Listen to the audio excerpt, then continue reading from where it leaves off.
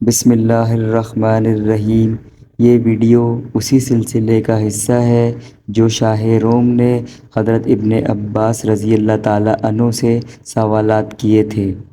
شاہ روم: مجرد اور قوس دونوں کیا کیا چیزیں ہیں؟ ابن عباس رضی اللہ تعالیٰ عنہ: مجرد تو آسمان کا دروازہ ہے اور قوس سے مراد زمین کے اس ٹکڑے کے لوگ ہیں جو طوفان نوح سے محفوظ رہے تھے اور غرق نہیں ہوئے تھے۔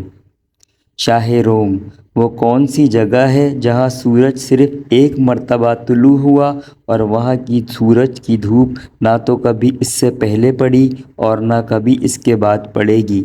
ابن عباس رضی اللہ تعالیٰ عنہ نے فرمایا، یہ وہ جگہ ہے جہاں موسیٰ علیہ السلام نے دریا میں اپنا عصا مارا تھا اور اس میں 12 راستے ہو گئے تھے، اس کے بعد وہ راستے سمندر میں تبدیل ہو گئے تھے۔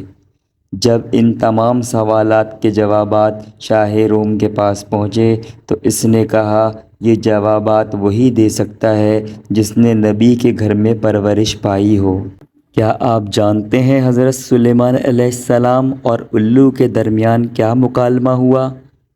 حضرت سلیمان علیہ السلام نے الو سے کہا، اے الو، تو کھیت کی چیز کیوں نہیں کھاتا؟ الو نے کہا، اس لیے کہ حضرت آدم علیہ السلام کو اسی وجہ سے جنت سے نکالا گیا۔